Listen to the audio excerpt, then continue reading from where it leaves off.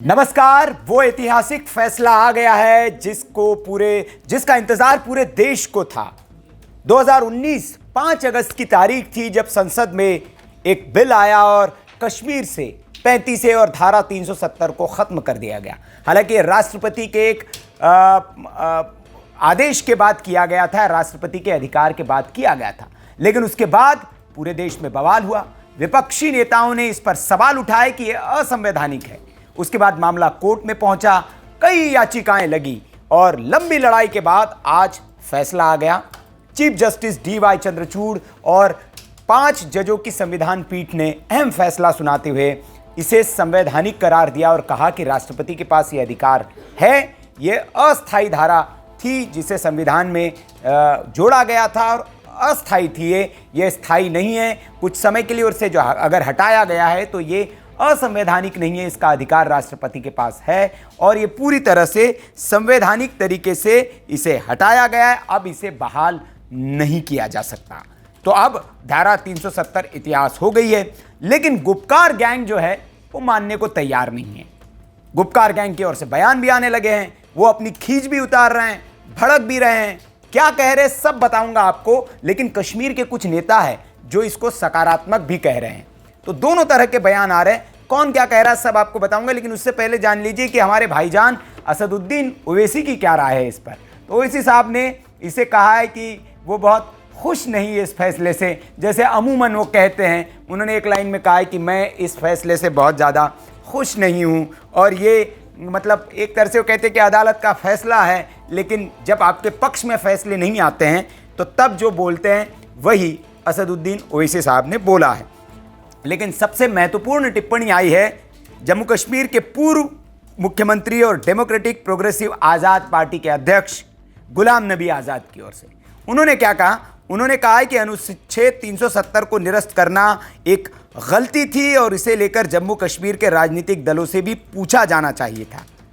Supreme court से हमारी आखिरी उम्मीद थी, फैसले से जम्मू कश्मीर के लोग खुश नहीं हैं।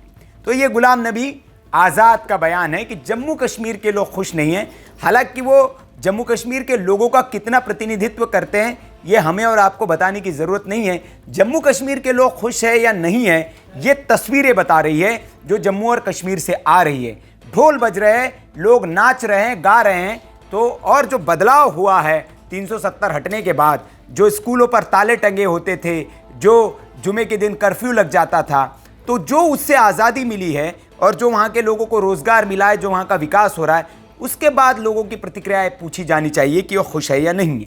लेकिन एक सबसे बड़ी प्रतिक्रिया आई है उमर अब्दुल्ला की, जो आप मेरे पीछे देख रहे हैं। उमर अब्दुल्ला साहब तो भड़क उठे, उन्होंने फैसला सुना और उसके बाद वो अपनी खींच उतारने से नहीं चूके। नेशनल कॉन्फ्रेंस के नेता है और उन्होंने पूर्व ये मुख्यमंत्री भी रह चुके हैं राज्य के। उन्होंने कहा कि फैसले से निराश हूं। उनका एक एक्सपर्ट ट्वीट आया, उन्होंने लिखा कि फैसले से निराश हूं लेकिन हतोत्साहित नहीं हूं, संघर्ष जारी रहेगा। यहां तक पहुंचने में बीजेपी को दशकों लग गए, हम लंबी दौड़ के लिए भी तैयार है। और जो गुलाम नबी आज़ाद ने जो बयान दिया उस पर भी उन्होंने चुटकी ली और कहा कि आज़ाद साहब सचमुच आज़ाद हैं, वो अपने पार्टी कार्यालय में आने के लिए स्वतंत्र है, जबकि हम में से कुछ लोग अपने अपने गेट पर जंजीरों से बंद हैं। गुपकर रोड पर मीडिया कर्मियों को हमसे कोई प्रतिक्रिया लेने की अनुमति नहीं दी जा रही है। Mother of democracy question mark उन्होंने लगाया और आगे लिखा मतलब ऐसी तैसी डेमोक्रेसी। तो वो लोकतंत्र को ऐसी तैसी करार दे रहे हैं। ये वही लोकतंत्र है जिसकी दुहाई देते हुए ये बार बार और इसी लोकतंत्र की दुहाई देकर ये इसके खिलाफ सुप्रीम कोर्ट में पहुंचे थे।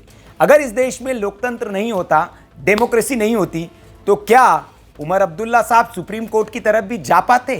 ये उनसे सवाल है। लेकिन वो डेमोक्रेट जो लोकतंत्र है उसकी ऐसी तैसी अगर कह रहे हैं तो ये उनकी सिर्फ खींच है, क्योंकि इस देश का लोकतंत्र ही है जिसने उन्हें मुख्यमंत्री के पद तक पहुंचाया और जम्मू कश्मीर में वो आज़ाद घूम पा रहे हैं। अगर लोकतंत्र नहीं होता, अगर यहाँ चीनी शासन होता, चीन के जैसा शासन होता, तो वहाँ पर जो एक राज्य है जिनयांग प्रांत, वहाँ के मुसलमानों का क्या हाल है ये बताने की ज़रूरत नहीं है, और किस तरह से वहाँ पर इस्लामिक जो लोग हैं उनको कंट्रोल करने की कोशिश करता है चीन, ये जग जाहिर है और मीडिया में सब कुछ सामने है। तो जो अब्दुल्ला साहब हैं उनको तो शुक्रगुजार होना चाहिए कि वो ऐसी डेमोक्रेसी में रहते हैं जो ऐसी तैसी नहीं करती है। वो आपको पूरा अधिकार देती है, आप अपनी बात रख पाएँ, कोर्ट तक जा पाएँ, और हर जगह से जब आप हार जाते हैं तो फिर इस तरह की आप खींच भी उतार ले, ये भी आपको आज़ादी ये लोकतंत्र देता है। तो इसका तो आपको शुक्रगुजार होना चाहिए।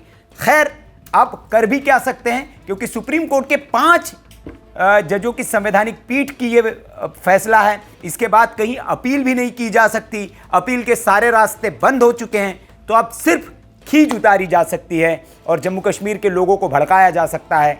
लेकिन ये भी पैतरा अब चलने वाला नहीं है इस गुपकार गैंग का, क्योंकि जम्मू कश्मीर में 370 हटने के बाद जिस तरह के बदलाव आए हैं वो जनता देख रही है और जनता उसे स्वीकार भी कर रही है।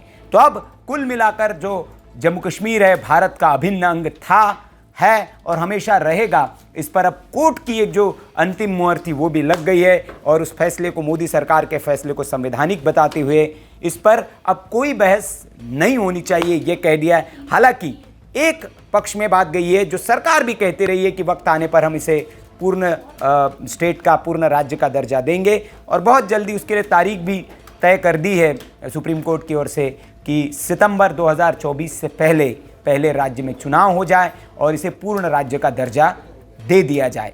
तो अब उस पर सबकी नज़र रहेगी, हमारी भी नज़र बनी हुई है जम्मू कश्मीर के चुनाव पर। वीके न्यूज़ भी आपको जम्मू कश्मीर में मिलेगा, वहाँ के लोगों की राय आप जानेंगे कि क्या वाकई में लोग 370 के हटने से नाखुश है या खुश है, वो भी आपको देखने को मिलेगा। आप बने रहिए वीके न्यूज़ के साथ। नमस्कार। वीके न्यूज़, राष्ट्र के नाम।